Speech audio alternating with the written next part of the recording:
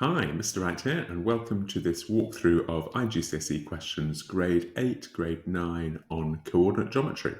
You can download the questions by hitting the link in the description and have a go at them before me or work alongside me. I hope you find the film useful. Do hit like and tell other people and give me some positive feedback. And of course, if you've got any questions, leave them in the comments and I'll respond. And if you find this sort of content useful, then subscribe to the channel. Right, let's get on with the maths. Question 1. Right, we've got a kite. So I'm going to start by drawing a kite. It's always a good idea to draw a diagram so you can see what's going on in these kind of questions. A, B, C, D, and I know that AB equals AD and CB equals CD. Good. Point B is the point with coordinates 10, 19, so let's write this on the diagram.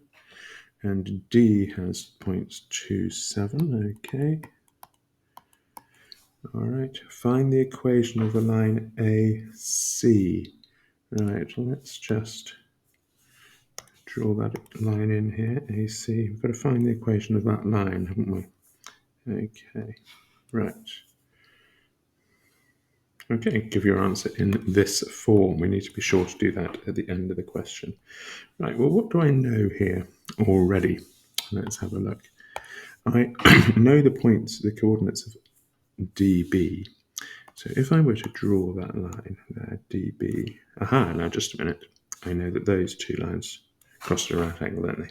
Because the diagonals in a kite cross at a right angle. And looking at DB, I could work out the gradient of DB because I've got the coordinates of D and the coordinates of B. So if I work out the gradient of DB, then I could work out the gradient of AC because they're at right angles. Great. Okay. And so then, if I knew the gradient of AC, I'd only need a point on AC, and then I could write down the equation of AC. How would I find a point on AC? Well, it goes through, AC goes through the midpoint of DB, doesn't it? So that will give me my point, and then I'll be able to find the equation. So let's do that steadily, shall we? So we've got point B at 10, 19. So I'm going to write that down here, 10, 19. And we've got point D at 2, 7. Now I'm going to find the gradient of that line there. Now remember, you've got to do the difference in the y coordinates divided by the difference in the x coordinates. I'm going to do the top coordinates, the b's, subtract the bottom, subtract the d. So that's going to be 19 minus 7 over 10 minus 2, which gives me a gradient of 12 over 8. Divide top and bottom by 4, 3 over 2. So that means that if I were to think about the line AC over here, my gradient of AC will be the negative reciprocal of 3 over 2 minus 2/3. Now, I need to find a point on the line. I'm going to use the midpoint of BD. So midpoint, so I'm going to find the average of the x-coordinates, 10 plus 2 divided by 2 is 6, and the average of the y-coordinates, 26 divided by 2 is 13. So I've got a point on the line AC now, which is the point 6, 13. And now I have a gradient for AC and a point on AC, so I can write down the equation. It's going to be y equals mx plus c. The m, the gradient, is minus 2/3 of x plus c. Now, how to find that c? Well, of course, I know a point on the line. I know the point 6, 13. So I know that when x is 6, y is 13. So I can substitute my x and y into here. 13 equals minus 2/3 times 6 plus c. And use this to find out what c would be. 13 would be minus 4 plus c, so c is 17. Good. So now I can write down the equation of AC. It's going to be y equals minus 2/3 x plus 17. And there's the equation of AC. Now let's just check back at the question, see that I've answered it completely. I haven't, because it asks me to give the answer in the form py plus qx equals r, where p, q, and r are integers. So I'm going to multiply everything by 3 here, plus 51, and then it wanted all the y's and the x's on one side, and it's our plus 2x to both sides. 3y plus 2x equals 51. And there is my equation for AC in the form that the question has specified. And that is the end of question 1. Good. Question 2. Okay, so in this question, I've got ABC is an isosceles triangle such that these things are true. So let's start by drawing a diagram, shall we? So I've got to draw an isosceles triangle. There we go. Okay, I've got A, B, C. Okay, I've got that line is the same as that line. And B and C lie on the line with the equation 3y equals 2x plus 12. Now, what am I being asked to find here? Oh, sorry, I haven't written down the coordinates of A. Crikey, that would have made life more difficult. A is 437. Now I've got all the information from the question in my diagram, and I'm being asked to find the equation of the line of symmetry of that triangle. So what line is that going to be? I'm being asked to find that line there, aren't I? Now it's the equation of the line of symmetry. So I know it'll go through at right angles, and I know that that will equal that. So how am I going to find the equation of that line? Well, let's just have a look at this. I've got the equation of BC, so I could find the gradient of BC, which would mean I could find the gradient of that line of symmetry. Let's just call that AX for the moment. I could find the gradient of AX because they're perpendicular. Now to write down the equation of AX, yes, I'll need its gradient, but I'll also need a point on the line AX. How am I going to find a point on the line at AX? Well, look at this. I've been given the coordinates of a point on the line, haven't I? I know that the point 437 is on the line there. I suppose I could have used the midpoint of BC, but I don't know B and I don't know C. So I'll use the point A. All right, so now we know what we're going to do. Let's go ahead and do it. So first of all, we've got BC. We can find the gradient of BC, can't we? Because BC has this equation. So I'm going to rearrange this to make x this, to make y the subject. Just divide everything by 3, of course. 2 over 3x plus 4, which means that the gradient of BC is 2/3. So down here, I'm going to have a think about AX, the gradient of my line AX. Well, if the gradient of BC is 2/3, then AX has a gradient of -3 over 2. And I need a point on the line AX as well. And of course, I've got a point. I've got the point 437. So now I can go ahead and write the equation of the line AX. So I'm going to have y equals mx, well, I know what m is, plus c, and I'm going to use the point that I know to work out what c must be. Put these values for x and y into the equation and work out what c would have to be.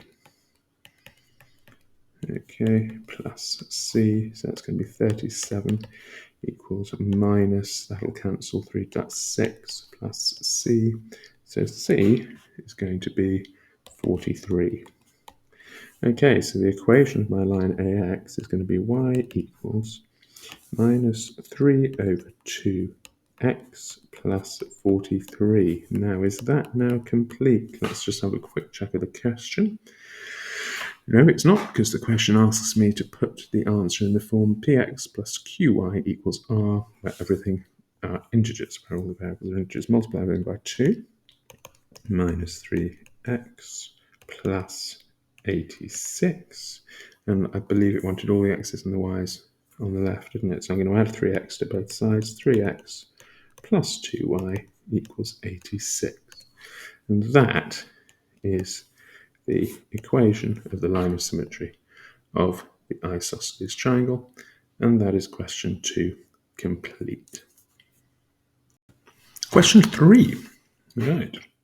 In this question, I've got an isosceles triangle. So let's draw an isosceles triangle here. Okay. At least in your exams you'll have a ruler to hand. All right. So H, J, K with HJ equaling HK. And JK, this length here, is root 80. H has coordinates -4, 1. J has coordinates J, 15. But look out, J is greater than, there's less than 0. And K has coordinates 6, K. Let's just check I've put all the information on. I've drawn that, I've put that length in, I've labelled that, I've labelled that, I've labelled that. I need to remember that. And M is the midpoint of JK. JK, here we are, there's M. Good. The gradient of HM is 2. I'm just going to draw in HM. I'll use a ruler this time. So the gradient of HM is 2. Okay, right. Put those in. Right, find the value of J and the value of K. Well, what do I know about the positions of points J and K? And I know they're root 80 apart, don't I? So I suppose that could give me an equation, because I can work out an expression for the distance between K and J. So that could be a help. Now, what else do I know? Well, I know that the gradient of HM is 2, and I know that that's a right angle. Aha, so that'll tell me the gradient of KJ. So I'm tempted to set up 2 equations to help me. One of the equations is going to come from the distance of K to J. So let's just have a think about that distance there. Now, I've got point K, which is 6 little k, and I've got point J, which is little j, 15. And I can, of course, write down an expression for the distance between those points. Using Pythagoras, of course, it's going to be the square root of now the difference in the y coordinates. It doesn't matter if you do j minus k or k minus j, but you must be consistent. I'm going to do j minus k, so it's going to be 15 minus k squared plus j minus 6 squared. That's the distance between the coordinates, and of course I know that that equals the square root of 80. So this is going to give me, I'll square both sides while I'm at it, this is going to give me an equation which has j and k in it. Okay, so that's one of my equations there. I'll call that equation 1. Now, the second equation comes from the fact that I know that the gradient of kj is the negative reciprocal of that gradient. So let's write down an expression for the gradient of kj. I'll put a heading here, gradient, so I know what I'm doing. Okay, now let's just write down j and k again. J is j, 15, and k is 6, little k. An expression for that gradient, well, the difference in the y coordinates, 15 minus k, over the difference in the x coordinates, j minus 6, has to equal minus a half. All right, so there's equation 2, if you like. Now I've got 2 equations with 2 unknowns. So I can solve those simultaneously to find k and to find j. Brilliant. Now, how to do that? Well, it would be tempted to multiply out these brackets in equation 1 here. Okay, and then you'd be left with k's and j's and k's squares and j squares and all sorts. And then, of course, you could carry on and solve the equation simultaneously. But I think we can be a bit more clever than that, because if I take equation 2, and if I multiply both sides by j minus 6, and just simplify that, so that's going to be minus j over 2 plus 3. which I get to write as 3 minus j over 2. Then look at that. I've ended up with an expression for 15 minus k in terms of j. So I'm just going to substitute that expression, this one, into equation 1 in place of 15 minus k, because look at that, I've got 15 minus k's there. So that might save me a bit of trauma and multiplying out all those brackets. So instead of 50 in equation 1, instead of 15 minus k squared, I'm going to have 3 minus j over 2 squared plus j minus 6 squared equals 80. Now I've got an equation with only j's in it. So let's multiply out these brackets, expand these brackets. 3 minus j over 2 squared is going to be 9 minus 3j plus j squared over 4. Now I've got to expand that second bracket. J squared minus 12j plus 36 equals 80. Good. I've got an equation with just j's in it. I'm on a roll. I'm going to multiply everything by 4. Get rid of that 4 on the bottom. It's going to give me 36 minus 12j plus j squared plus 4j squared minus 48j plus 436's, that's 72,144, equals 80. All right, now this is just a quadratic equation, so I'm going to set it equal to 0, see if I can't factorize it. Now the j squares, I've got 5j squares there. J is minus 12j minus 48j minus 60j. Okay, and then my whole numbers here, I'm going to have, what have I got here? I've got 36, okay, plus 144, gives me 180. Just a minute. I hope you were yelling at me a minute ago. I forgot to multiply that 80 by 4. When I multiplied the whole equation by 4, so that should not be 80, it should be 320. Now that's going to make more sense. So I have got, on the left-hand side, 36 plus 144, which is 180. I'm going to minus 320 from both sides, which is going to give me minus 140 equals 0. I hope you noticed that mistake there. I'm not going to re-record. I'll just leave you to appreciate that I too am human. Let's divide everything by 5 here, which will give me a single j squared. 12j minus 28 equals 0. Factorize this, j and j. I'm going to have one of these as positive and one as negative because they multiply to minus 28.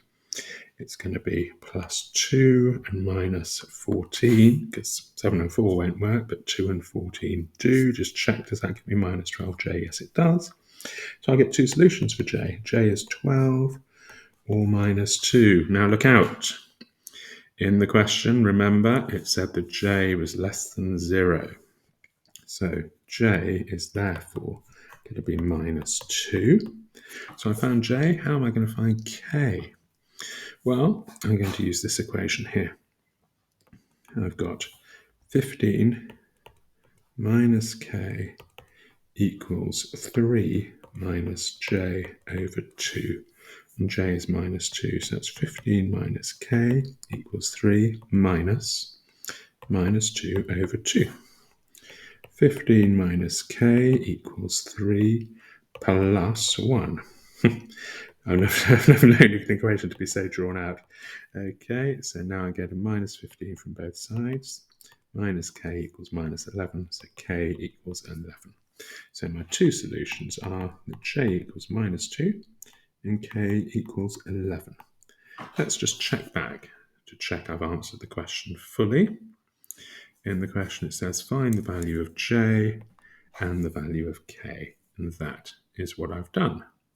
Okay, that is the end of question 3. Question 4, right. Now we've got a rhombus A, B, C, and D, and the diagonals and a coordinate. I get to draw a diagram. Here we go. So I've got to draw a rhombus. Now, because it's a rhombus, all the sides will be of equal length, of course.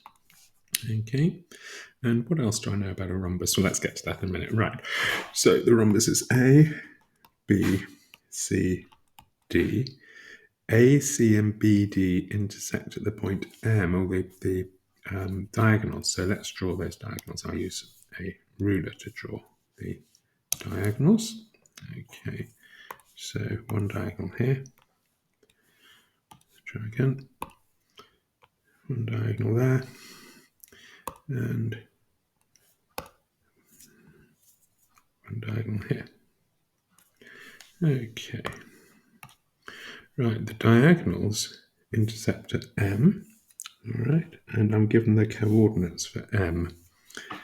M is 6 minus 11. Okay, so I've put that information in, I put that information in, I put that information in. A and C, okay, A and C both lie on the line with this equation. 2y plus 7x equals 20. Find the exact coordinates. Let's put that question in. Find the exact coordinates of the point where the line through B and D intersects the y-axis. The line through B and D intersects. Well, look, what I'm being asked to do really is to find the equation of the line which goes through B and D. Okay, that's what I'm being asked to do, and then fiddle around with that in a minute. How am I going to find the equation of the line that goes through B and D? Well, I'm going to need to know the gradient, and I'm going to need to know a point on the line. Now, I already know a point on the line. I put M here for the gradient, by the way, as opposed to capital M, which is the point on the line, which I already know because I know that the point M lies on BD. So all I've really got to do now is to find the gradient of BD. How on earth to find the gradient of BD? Well, I know the equation of AC, so I know the gradient of AC, and I know that the diagonals of a rhombus cross at right angles. So AC and BD are perpendicular. So if I can find the gradient of AC, which I can by rearranging this equation, divide by 2. So if I can find the gradient of AC, by the way, that's minus 2/7. Sorry, minus 7/2. It must be early on a Sunday morning. So the gradient of AC is minus 7/2. So the gradient of BD is a negative reciprocal of that, simply 2/7. Okay, so now I can go ahead and find the equation of BD, can't I? Because I've got the gradient of BD and I've got a point on the line. So y equals 2/7 x plus c, and I know that when y is minus 11, x is 6. So I've really got to carry on and solve this equation. Right, that's minus 11 equals 12 over 7 plus c. So c is minus 11 minus 12 sevenths. Let's work in sevenths here. Minus 77 sevenths minus 12 sevenths. So c is minus 89 over 7. So the equation of my line BD is y equals 2/7 of x minus 89 over 7. That's the equation of BD. Now, what was the question asking me for? Find the exact coordinates of the point where the line through B and D intersects the y-axis. Well, this line BD will intersect the y-axis when x is 0, of course. And at that point, y will be 89/7. So the answer to the question is that the line BD intersects the y-axis at the point 0 minus 89/7. And that is the question there complete. Question 5. Right, last question on this set. Well done for making it this far. So I've got a line L. Okay, fine. It's got that equation. I've got a line M that goes through 2 points. Okay, and I know that L and M are perpendicular. So I know something about their gradients there. Work out the value of K. Well, we're going to use the information we have about the gradients of these lines. So let's first of all concentrate on line L, which has this equation, and let's work out the gradient of this line. So I'm going to add 6x to both sides, and divide by 4. 33 over 4 plus 6 over 4x. So the gradient of my line L is 6 over 4, which, by the way, is 3 over 2. So I know the gradient of L now. Let's have a think about line M. Well, I know the gradient of line M now. This is going to be the negative reciprocal of 3 over 2. So the gradient of the line M is minus 2/3.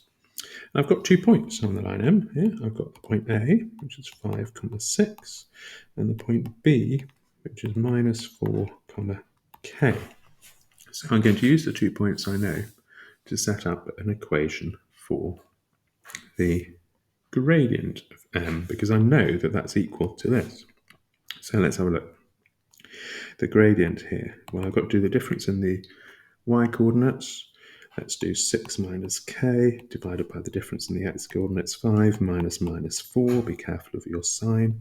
So the gradient is 6 minus k over 9. And I know that the gradient, 6 minus k over 9, is equal to minus 2/3. So there's an equation with just k in it. So I can solve that to find k. Multiply both sides by 9 gives you 6 minus k equals minus 6.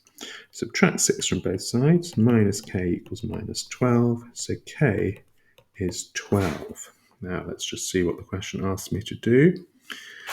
It asks me to work out the value of k, and I've done that. K is 12, and that is the end of question 5.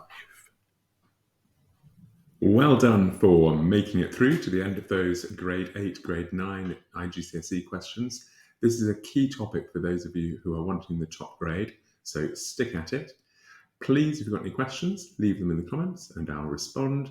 And of course, if you found the film useful, give me some positive feedback. Go on, hit like and subscribe to the channel if you'd like to. See you in the next film.